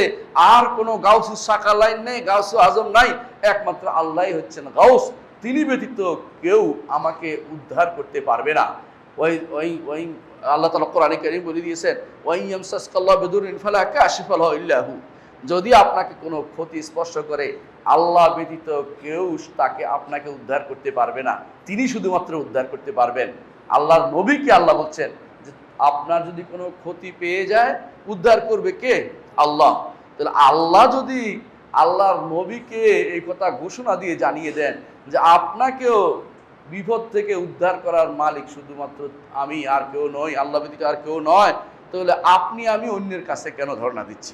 মুহাম্মদুর রাসূলুল্লাহ সাল্লাল্লাহু আলাইহি ওয়াসাল্লামের চেয়ে উত্তম ব্যক্তি তো আর পৃথিবীতে কোনোদিন আসেনি এবং কোনোদিন আসবেও না, এবং এত আল্লাহর প্রিয় বান্দা আর কেউ কোনোদিন নেই, হবেও না। তিনি যদি কোনো আল্লাহর কাছে আল্লাহর দ্বারস্থ হইতে হয় কি জন্য? বিপদ আপদ থেকে উদ্ধার পাওয়ার জন্য। আপনি যদি বিপদ আপদ থেকে উদ্ধার পাওয়ার জন্য এই কবরে একটা টাকা দেন, এই মাজারে যদি কোনো মোমবাতি মানত করেন, মাজারে গিয়ে যদি কোনো কিছু চান, চোখের পানি ফেলেন, আপনার ঈমান শেষ, আপনি কাফেরদের অন্তর্ভুক্ত হয়ে যাবেন, আপনি আবু জাহাল আবু লাহাবদের অন্তর্ভুক্ত হয়ে যাবেন, আপনার জীবনের কোনো মূল্য নেই। এই অবস্থায় মারা গেলে আপনি চিরস্থায়ী জাহান্নামী হয়ে যাবেন, আপনার জীবন কোনো মূল্য লাগলো না, আপনার জীবনের কোনো অর্থ থাকলো না। এজন্য নবী রাসূলগণ এই দিকেই সবচেয়ে বেশি গুরুত্ব দিয়েছেন। আপনার আশেপাশে আমি হয়তো বিশ্বাস করি এই এলাকার মানুষ সবচেয়ে বেশি ভালো, এরা হয়তো কোনোদিন কবর পূজা মাজার পূজার দিকে যায় না, এরা শিরিক বিদআত করে না, কিন্তু আপনার দাওয়াত বন্ধ হতে পারবে না, দাওয়াত চলতেই থাকবে। আপনি জানেন মুহাম্মদুর রাসূলুল্লাহ সাল্লাল্লাহু আলাইহি ওয়াসাল্লাম জীবনের শেষ মুহূর্ত, যখন তার দুনিয়া থেকে চলে যাওয়ার শেষ মুহূর্ত, মুআয ইবনে জাবাল রাদিয়াল্লাহু আনহুকে তিনি ইয়েমেনে পাঠাচ্ছিলেন। কোথায় পাঠাচ্ছিলেন? ইয়েমেনে পাঠাচ্ছিলেন। ইয়েমেন দেশে পাঠাচ্ছিলেন দাওয়াতের জন্য। তিনি তখন বলেছেন, মুআয তুমি হয়তো এসে আমাকে দ্বিতীয়বার পাবে না। ঠিকই, মুআয এসে আর রাসূলুল্লাহ সাল্লাল্লাহু আলাইহি ওয়াসাল্লাম জীবিত পাননি। সেই সময় তিনি একই কথা বলেছেন। অনেকে বলে আপনি তো মক্কি জিন্দেগিতে আছেন না, মাদানী জিন্দেগিতে আছি। মাদানী জিন্দেগির কথাই বলছি। রাসূলুল্লাহ সাল্লাল্লাহু আলাইহি ওয়াসাল্লাম মদিনার জীবনের শেষ মুহূর্ত, যার পরে তিনি দুনিয়া থেকে চলে গেছেন, হজের পরে তিনি মুআয ইবনে জাবাল রাদিয়াল্লাহু আনহুকে ইয়েমেনে পাঠিয়েছেন। বিদায় হজের পরে যাওয়ার সময় বলে দিয়েছেন, তুমি হয়তো এসে আমাকে পাবে না, তুমি যে কাজটি করবে তা হচ্ছে প্রথম যে দাওয়াত দিবে সেটা হচ্ছে আল্লাহ ইলাহা ইল্লাল্লাহ, আল্লাহ ব্যতীত আর কোনো ইলাহ নেই, এই দাওয়াতই প্রথম দিবে। এই জন্য তাওহীদের দাওয়াত প্রথম দিতে হবে, বিশুদ্ধ আকীদার দাওয়াত প্রথম দিতে হবে, ঈমানের দাওয়াত প্রথম দিতে হবে। ঈমান যদি বিশুদ্ধ না হয়, দুনিয়ার আমল করে আপনার কোনো লাভ হবে না, কারণ আমল করবেন সেগুলি উড়ে চলে যাবে, সেগুলি থাকবে না। আল্লাহ তাআলা কোরআনে কারীমে এই জন্য বলেছেন ওয়া কাদিমনা ইলা মা আমিলু মিন আমালিন ফাজআলনাহু হাবাআন মানথুরা, তারা যে সমস্ত আমল করেছে এগুলিতে অগ্রসর হয়ে আমি এগুলিকে বিক্ষিপ্ত ধূলিকণায় রূপান্তরিত করব। আল্লাহ তাআলা কোরআনে কারীমে আরো বলেছেন, কোরআনে কারীম বলেছেন যে কোরআনে কারীমে আল্লাহ তাআলা আরো বলেছেন যে এই যে আমিলাতুন নাসিবা, অনেক মানুষ আছে কাজ করে, সারা দিন ইবাদত করে, সারা রাত ইবাদত করে, ইবাদত যত আছে সবগুলি করে, কিন্তু অন্তরে বিশ্বাস রয়েছে রাসূল গায়েব জানে, বাস আমলের আর কোনো এক পয়সা মূল্য থাকলো না। রসুলকে আল্লাহ যেটা জানিয়েছেন এর বাইরে অতিরিক্ত গায়েবের খবর রসুল কিছুই জানেন না। গায়েবের মালিক একমাত্র আল্লাহ রাব্বুল আলামিন, তিনি ব্যতীত কেউ গায়েব জানে না। কোনো অলি আল্লাহ গায়েব জানে না। অলি আল্লাহর কবরের কাছে আপনি যে দাঁড়িয়ে আছেন, অলি আল্লাহ জানতে পারে না, তার সেই ক্ষমতা নেই। আল্লাহ যদি কাউকে জানিয়ে দেন সেটা ভিন্ন কথা। আপনার কোনো সংবাদ অলি আল্লাহর কাছে পৌঁছে না, আপনার কোনো আরজি কোনো নবীর কাছেও পৌঁছে না, কোনো অলির কাছেও পৌঁছে না, কোনো কারো কাছে পৌঁছে না। আপনি মনে করেছেন মৃত্যুর পরে তাদের কাছে আপনার বাক্য পৌঁছছে, মোটেই পৌঁছে না। আপনি যে আশায় বসে আছেন, আপনি তো শিরকে লিপ্ত হয়ে গেছেন। আপনি কি জানেন আপনি কত বড় শিরকের মধ্যে আছেন? এই জন্য নবী রাসূলগণ সবচেয়ে বেশি সময় দিতেন এই তাওহীদের মধ্যে। এমনকি নবী রাসূলরা কোনো কারণে নিজেদের মধ্যে তথাকথিত ঐক্যের চিন্তা করেননি। মুহাম্মদ রাসূলুল্লাহ সাল্লাল্লাহু আলাইহি ওয়াসাল্লামের কাছে আবু জাহাল, আবু লাহাবরা আসছে, এসে বললেন, আপনাকে আমরা দুইটা অপশন দিচ্ছি, সেটা কি? আপনি আমাদের দেব দেবীদের বিরুদ্ধে কিছু বলবেন না, মানে ওলি আল্লাহদের বিরুদ্ধে কিছু বলবেন না। আমরা 1 বছর আপনার ইবাদত করে দেব, আর 1 বছর আপনি আমাদের মূর্তিদের অন্তত চুপ থাকবেন, ইবাদত না করলো। রাসূলুল্লাহ সাল্লাল্লাহু আলাইহি ওয়াসাল্লাম বললেন, না, এটা তো হতে পারে না। আল্লাহ তাআলা আয়াত নাজিল করলেন, কুল ইয়া আইয়ুহাল কাফিরুন লা আ'বুদু মা তা'বুদুন ওয়ালা আনতুম আ'বিদুনা মা আ'বুদ ওয়ালা আনা আ'বিদু মা আ'বাদতুম ওয়ালা আনতুম আ'বিদুনা মা আ'বুদ লাকুম দীনুকুম ওয়ালিয়া দীন। দ্বীনই আলাদা। দ্বীন যেখানে আলাদা, সেখানে এই জাতীয় ঐক্য করার সুযোগ নাই। যার সাথে শিরিক আছে, যার সাথে কুফর আছে, তার সাথে আপনার কোনো ঐক্য হইতে পারে না।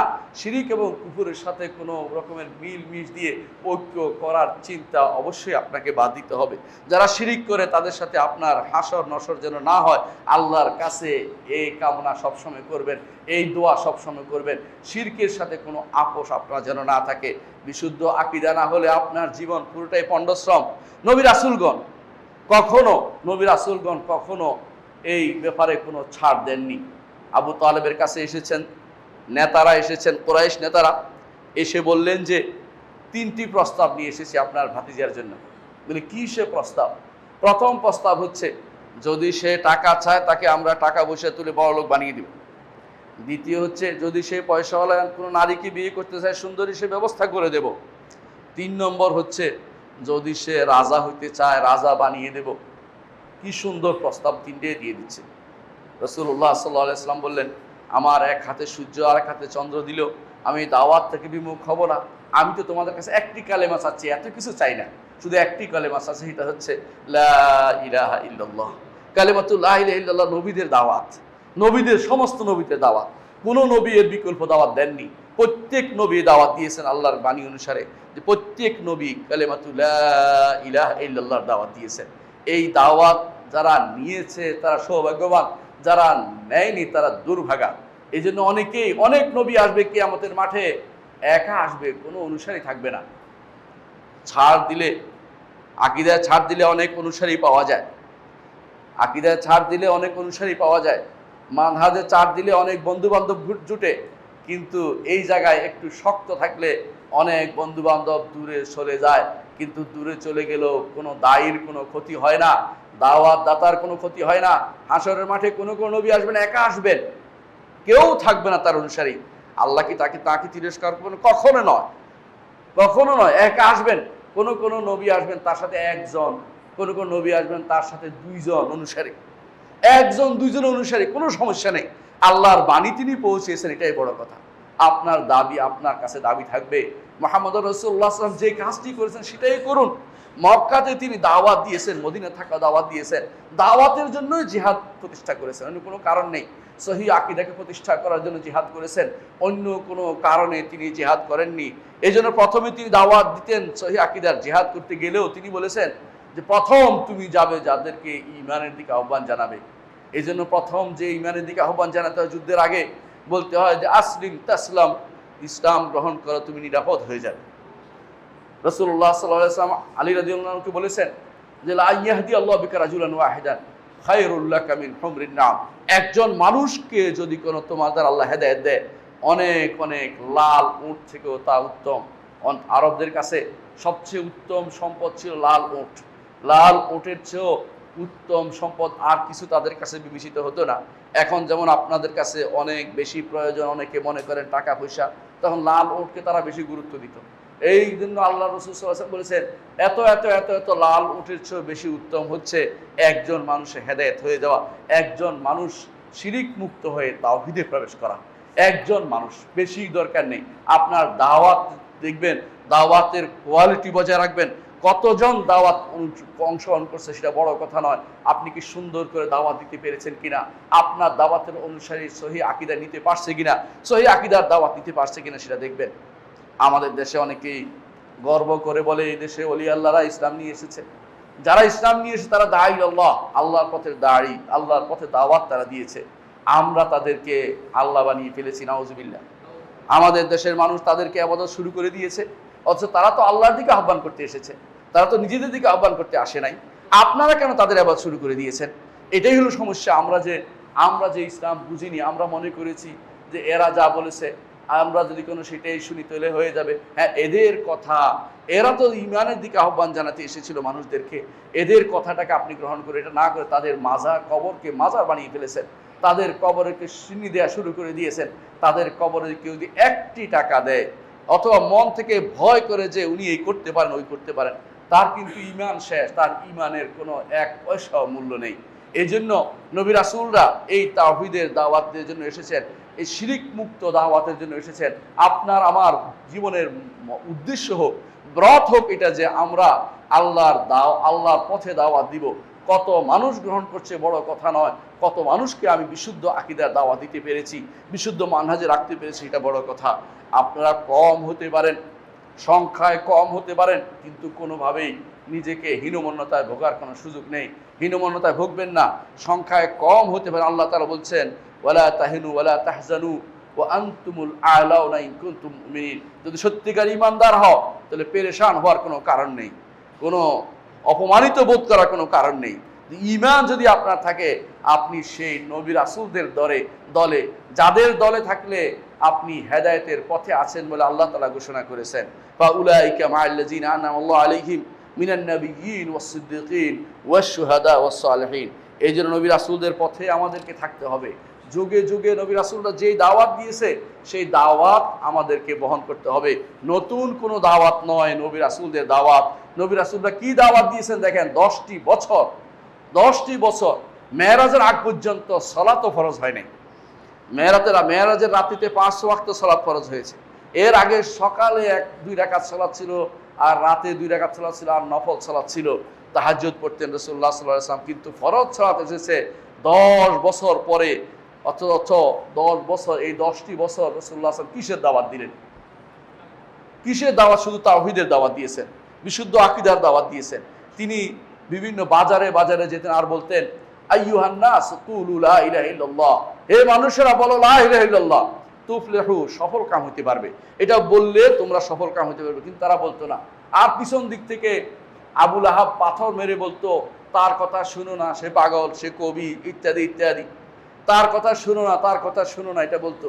নিজের ঘরের মানুষ যখন বিরোধিতা করে, চাচা, তখন সেটা অনেক কষ্টের হয়। আল্লাহ তাআলা আয়াত নাযিল করলেন, তাব্বাত ইয়াদা আবি লাহাবি ওয়া তাব মা আগনা আনহু মালু ওয়া মা কাসাব সায়াসলা নারান যাতাল হাব ওয়া ইমরাআতু হাম্মালাতাল হাতাব ফি জিদিয়া হাবলুম মিন মাসাদ। আল্লাহ তাআলা তার নবীকে সান্ত্বনা দিলেন যে আবু লাহাব এই অবস্থায় চলে যাবে। আবু লাহাবের 5 সন্তান ইসলাম গ্রহণ করেছে, তারাও এই আয়াত পড়তো, কোরআনে আয়াত পড়তো। বাবার জন্য তারা বেশি গোড়ামি করে এটা বলে নাই, আমার বাবার বিরুদ্ধে কথা বলেছে আমি কেন শুনবো, এটা নয়। না, তারা ইসলামকে গ্রহণ করে নিয়েছে। আপনার বাবাও ভুল হইতে পারে, আপনি সঠিক পথে চলে আসুন।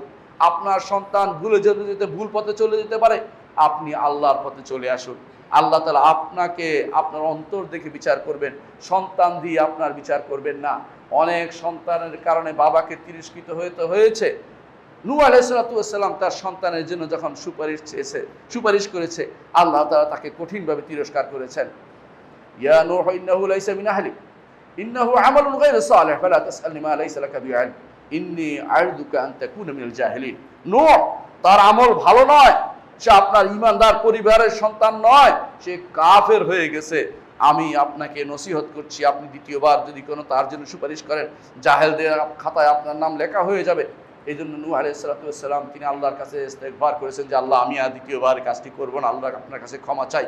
এই জন্য ঈমানদার পিতা ও পুত্রের কোনো উপকার করতে পারে না, ঈমানদার পুত্র ও পিতার কোনো উপকার করতে পারবে না।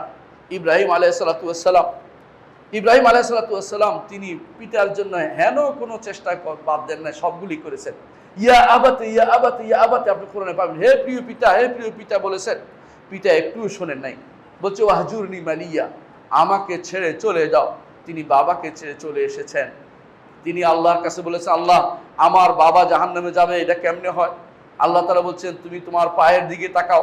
হাদিসে এসেছে পায়ের দিকে তাকিয়ে দেখবেন যে এমন বিদ্যুটে একটা প্রাণী পড়ে আছে, তিনি সেটাকে নিজ হাতে জাহান্নামে ফেলে দিবেন। কিন্তু কাফেরের জন্য সুপারিশ তিনি করতে পারবেন না, কারণ কাফেরদের জন্য কোনো জান্নাত আল্লাহ হারাম করে দিয়েছেন। বাবা হয়েছে ছেলে হয়েও বাবার জন্য কিছু করতে পারেন নাই। এই জন্য ইব্রাহিম আলাইহিস সালাম যেভাবে পিতার জন্য কিছু করতে পারেন নাই, আপনিও আপনার বাবার জন্য অনেক কিছু করতে পারবেন না। কিন্তু নিজেকে বাঁচাতে হবে। কু আনফুসাকুম ওয়া আহলিকুম নারা, নিজেকে বাঁচাও, নিজের পরিবারকে জাহান্নামের আগুন থেকে বাঁচানো, এটা খুবই গুরুত্বপূর্ণ জিনিস। এই জন্য আপনাকে ঈমানটাকে আপনার অবশ্যই পরিশুদ্ধ করতে হবে।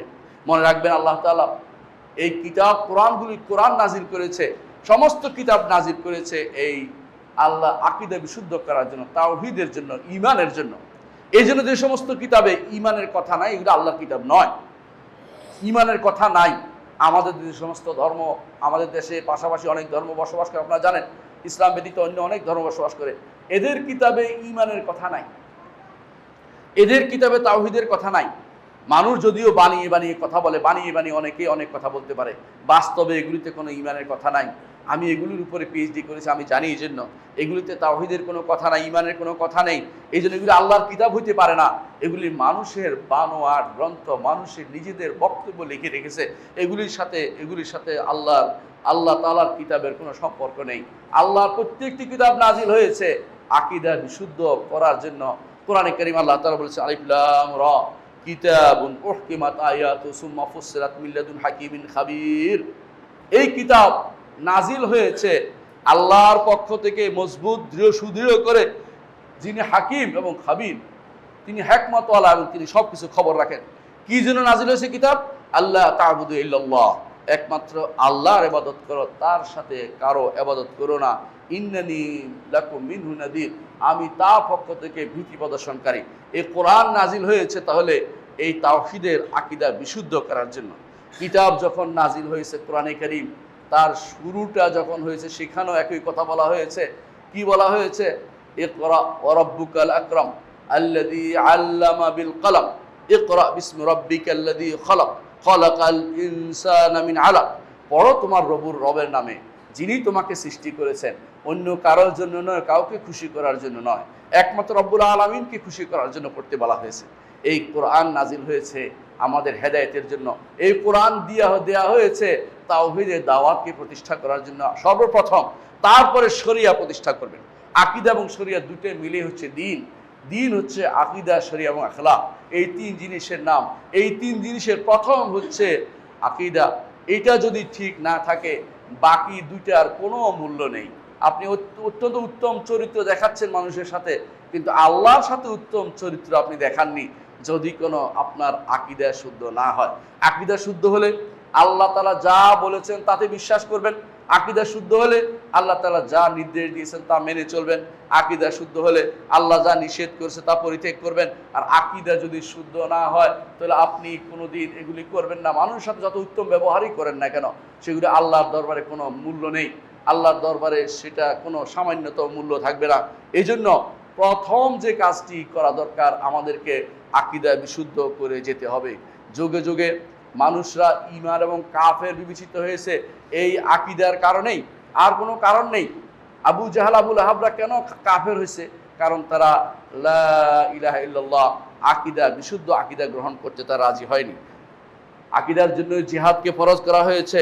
কোরআনে কারীম আল্লাহ তাআলা আমাদের জন্য বলেছেন যে ওয়াকাতিলুম হাত্তা লা তাকুনা ফিতনা, শিরক মুক্ত হওয়া না হওয়া পর্যন্ত জিহাদ চালিয়ে যেতে হবে। আজ আমরা এইটার জন্য জিহাদ করি না, অনেক কিছুর জন্য জিহাদ করে।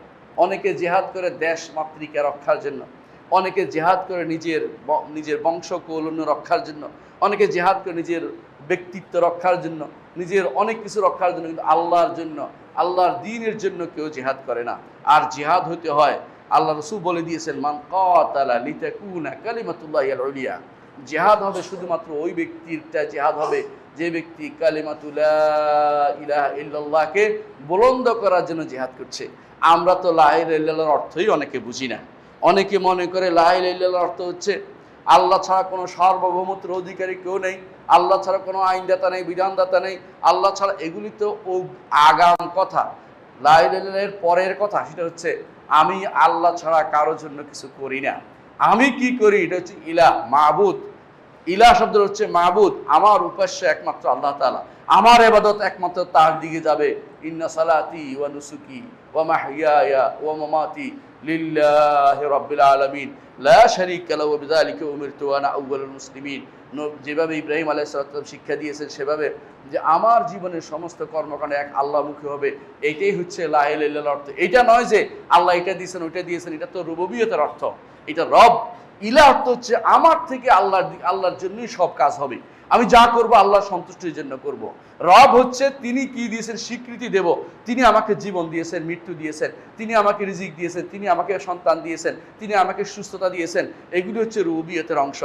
আর ইলাহ অর্থ, লা ইলাহা ইল্লাল্লাহ অর্থ হচ্ছে আমি আল্লাহর জন্যই সব কিছু করব, আমি ইবাদত আল্লাহর জন্য করব, আমি চাইবো আল্লাহর কাছে, আমি সাহায্য চাইবো আল্লাহর কাছে।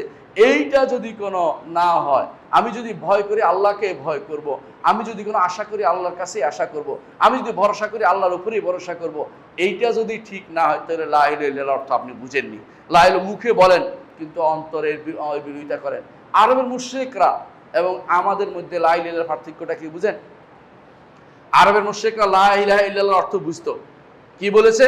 আজাল আলিহাতা ইলাহান ওয়াহিদা ইন্না হাযা লাশাইউন উজাব।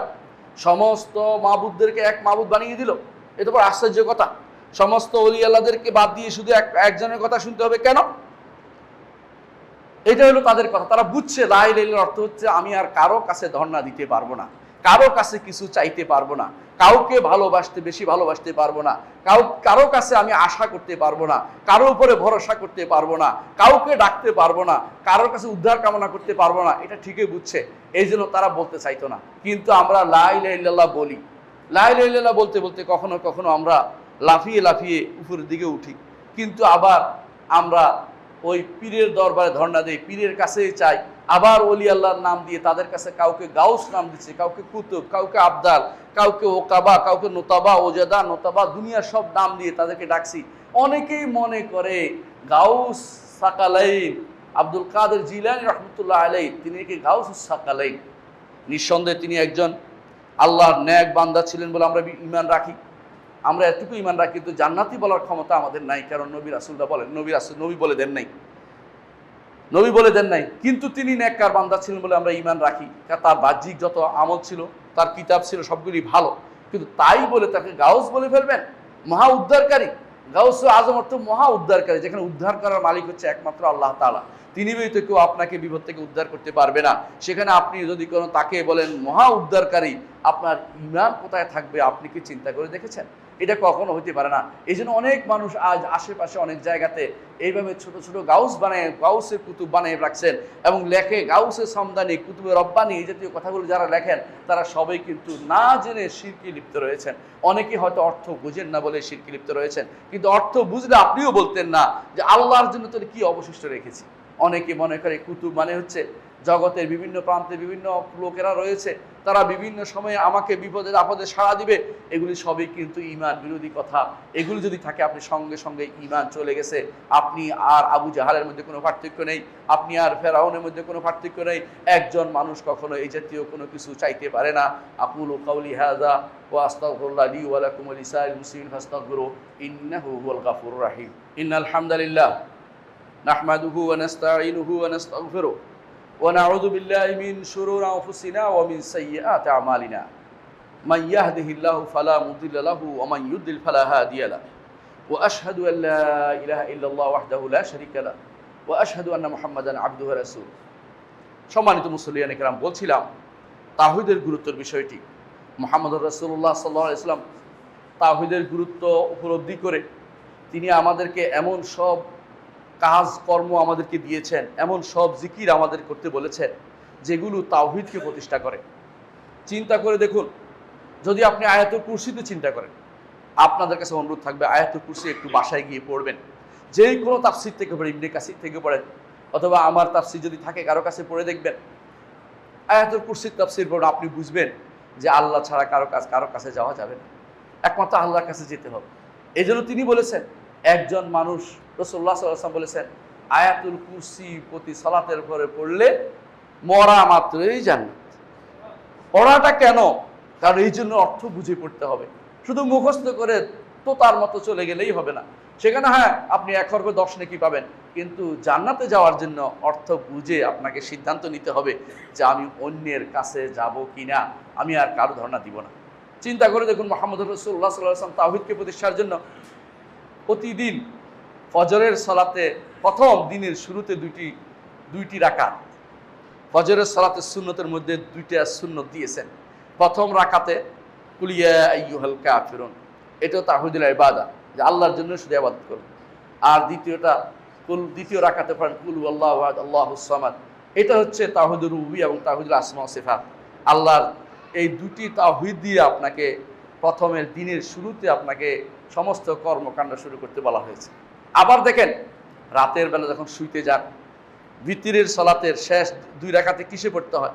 প্রথম রাসূলুল্লাহ সাল্লাল্লাহু আলাইহি ওয়াসাল্লাম প্রথম রাকাতে পড়তেন সাব্বিহ ইসমা রাব্বিকাল আ'লা, দ্বিতীয় রাকাতে পড়তেন কি পড়তেন? কুল ইয়া আইয়ুহাল কাফিরুন। তৃতীয় রাকাতে কি পড়তেন? কুল হুয়াল্লাহু আহাদ। এর অর্থ হচ্ছে যে মৃত্যুর আগে, যে ঘুম তো একটা মৃত্যু, আল্লাহ কোরআনে বলেছে মৃত্যু ঘুমকে, যে হয়তো জীবিত হতেও পারেন, নাও হতে পারে, আপনি যেন তাওহীদের উপর মারা যান, তাওহীদের উপর আপনার জীবনটা শেষ হয়, দিনটা শেষ হয়। এই জন্য সেটাকে সেভাবে ফিট করে দিয়েছেন সুন্দর করে, যে আপনি যখন সালাত যখন পড়বেন, যখন আপনি ভিতর পড়বেন, তখন শেষ 2 রাকাতে আপনার যেন তাওহীদ দিয়ে শেষ হয়, আকীদা, বিশুদ্ধ আকীদা দিয়ে শেষ হয়, সেটা রাসূলুল্লাহ সাল্লাল্লাহু আলাইহি ওয়াসাল্লাম চেয়েছেন। আর একটি জিনিস খেয়াল করেন, ইমানের বিষয়টা রাসূলুল্লাহ সাল্লাল্লাহু আলাইহি ওয়াসাল্লাম কিভাবে প্রতিষ্ঠা করতে চেয়েছেন। বলছেন, কেউ যদি কোনো সূরা বাকারার শেষ 2টি আয়াত পড়ে, কাফাতাহু, 2টি আয়াত তার জন্য যথেষ্ট হবে। অর্থাৎ এই ব্যক্তি যদি কোনো আমানার রাসূলু বিমা উনজিলা ইলাইহি মির রাব্বিহি থেকে সে যদি কোনো শেষ পর্যন্ত আনসুরনা আলাল কওমিল কাফিরিন পর্যন্ত পড়ে মারাও যায়, সে ব্যক্তি ঈমান নিয়ে মারা গেছে। কারণ ঈমানে প্রত্যেকটা আয়াতের মধ্যে আছে কি আছে? কুল্লুন আমানা বিল্লাহি ওয়া মালাইকাতিহি ওয়া কুতুবিহি ওয়া রুসুলিহি, 4টা জিনিস চলে আসছে। এর বাকিটার মধ্যে আসছে ঈমান বিল কদর, আসছে আখিরাতের কথা আসছে, এরপরে ওয়াইলাইহি মাসির, এই আল্লাহর কাছে প্রত্যাবর্তনের বিষয়টা। এর অর্থ হচ্ছে ঈমান নিয়ে প্রত্যাবর্তন। এই জন্য আয়াত 2টা আলাদা আবার নাজিল হয়েছে। একবার নাজিল হয়েছে, দ্বিতীয়বার আবার এসেছে, সহিহ হাদিসে এসেছে, ফেরেশতারা আবার নিয়ে আসছে যে স্পেশাল একটা গিফট উম্মতে মুহাম্মদের জন্য, যে অন্তত ঘুমানোর আগে এটা পড়ে মারা গেলে তার ঈমান নিয়ে সে কবরে যেতে পারবে। মুহাম্মদ রাসূলুল্লাহ সাল্লাল্লাহু আলাইহি ওয়াসাল্লাম জীবনের প্রতিটি মুহূর্ত চেয়েছেন আকীদা দিয়ে আপনাকে বড় করে দিতে, তারবিয়া দিতে। আর যারা আপনাকে চায় না, ভালো চায় না, তারাই শুধুমাত্র আকীদা নিয়ে বিরূপ মন্তব্য করে। আমি যদি কোনো বিশুদ্ধ আকীদা নিয়ে কবরে যেতে পারি, যদি আমলের ত্রুটিও থাকে, বিশুদ্ধ আকীদার কারণে ওগুলি গুনাহ মাফ হয়ে আল্লাহ তাআলা ইউবাদদিলুল্লাহু সাইয়্যাতিহিম হাসানাত, আপনার গুনাহগুলিকে নেকিতে পরিণত করে দিতে পারেন। আল্লাহু আকবার। সুতরাং আপনি বিশুদ্ধ আকীদা থেকে এক বিন্দুও এদিক সেদিক যাবেন না। বিশুদ্ধ আকীদা থেকে এদিক সেদিক যাওয়ার কোনো সুযোগ নেই। আর বিশুদ্ধ আকীদাকে নিয়ন্ত্রণ করে মানহাজ, আমি আমার সময়ের স্বল্পতার কারণে মানহাজ নিয়ে আজকে আলোচনা করলাম না, আরেকদিন ইনশাআল্লাহ আপনার সাথে আপনাদের নিয়ে মানহাজের আলোচনা করব। আলা ওয়াসাল্লু আলা সাইয়্যিদিল বাশারিয়া মুহাম্মদ ইবনে আব্দুল্লাহ কামা আমাল্লাহু আযজা ওয়া জাল্লা ফি কিতাবিহি ওয়া তান্না বি মালাইকাতিল মুসাব্বিহাতিল কুদসি ওয়া সাল্লাসা বিকুম আইয়ুহাল মুমিনুন ফাকালা তাআলা মুখবিরান ওয়া আমিরা ইন্নাল্লাহা ওয়া মালাইকাতাহু ইউসাল্লুনা আলান নবী ইয়া আইয়ুহাল্লাযিনা আমানু সাল্লু আলাইহি ওয়া সাল্লিমু তাসলিমা ওয়া ক্বালা আন-নবী সাল্লাল্লাহু আলাইহি ওয়াসাল্লাম মান সাল্লা আলাইহি মারাতান সাল্লাল্লাহু আলাইহি ওয়া আশরান আল্লাহুম্মা সাল্লি আলা মুহাম্মদ ওয়া আলা আলি মুহাম্মদ কামা সাল্লাইতা আলা ইব্রাহিম ওয়া আলা আলি ইব্রাহিম ইন্নাকা হামিদুম মাজিদ اللهم بارك على محمد وعلى آل محمد كما باركت على إبراهيم وعلى آل إبراهيم إنك حميد مجيد اللهم ارض عن الخلفاء الراشدين أبي بكر وعمر وعثمان وعلي وعن سائر الصحابة والتابعين رضوان الله عليهم أجمعين اللهم اغفر لنا ولإخواننا الذين سبقونا بالإيمان ولا تجعل في قلوبنا غلا للذين آمنوا ربنا إنك رؤوف رحيم اللهم اغفر لنا أجمعين আল্লাহ আমাদের সবাইকে আপনি ক্ষমা করে দিন। আল্লাহ আমাদেরকে তাওহীদের উপর প্রতিষ্ঠিত রাখুন। আল্লাহ আমাদেরকে বিশুদ্ধ আকীদা নসিব করুন। আল্লাহ আমাদের থেকে শিরিক বিদআত দূরে রাখুন। আল্লাহ আমাদের থেকে যাবতীয় ফিতনা দূরে রাখুন। আল্লাহ যাবতীয় ফিতনা আজ আমাদের সমাজের মধ্যে যেভাবে মাথা চায় তা থেকে আমাদেরকে দূরে রাখুন। আল্লাহ জগতের অনেক ফিতনা আমাদের চোখের সামনে আসছে, যে অনেক কিছু সেগুলি থেকে হেফাজত করুন। আল্লাহ যাবতীয় বিপদ আপদ থেকে হেফাজত করুন। আল্লাহ যুদ্ধ থেকে আমাদেরকে বাঁচিয়ে দিন। আল্লাহ কাফেরদের ষড়যন্ত্র থেকে আমাদেরকে বাঁচিয়ে দিন। আল্লাহ মুনাফিকদের ষড়যন্ত্র থেকে আল্লাহ আমাদের বাঁচিয়ে দিন। আল্লাহ আমাদের দ্বীন ও ঈমানকে আপনি হেফাজত করুন। আল্লাহ আমাদের মধ্যে যারা যুবক আছে তাদেরকে ঈমানের উপর বড় করুন। আল্লাহ আমাদের বৃদ্ধদেরকে আপনি ঈমানের উপর মৃত্যু দিন। আল্লাহ আমাদেরকে ঈমানের সুপ্রতিষ্ঠিত রাখুন। আল্লাহ আমাদের মেয়েদেরকে হাসমত দান করুন। আল্লাহ তাদেরকে দ্বীনের উপর সুপ্রতিষ্ঠিত রাখুন। আল্লাহ তাদেরকে ফিতনা থেকে দূরে রাখুন। আল্লাহ আমাদেরকে আপনি কবুল করুন, আমাদের আমল আপনি কবুল করুন। আল্লাহুম্মা আগফির ওয়ারহাম ওয়া আনতা খায়রুর রাহিমিন। ইবাদাল্লাহ রাহিমাকুমুল্লাহ, ইন্নাল্লাহ ইয়া'মুরু বিল আদলি ওয়াল ইহসান ওয়া ইতা'i যিল কুরবা ওয়া ইয়ানহা আনিল ফাহশা'i ওয়াল মুনকারি ওয়াল বাগই ইয়া'iদুকুম লা'আল্লাকুম তাযাক্কারুন ওয়া লাযিকরুল্লাহি আকবার ওয়াল্লাহু ইয়া'লামু মা তাসনাউন।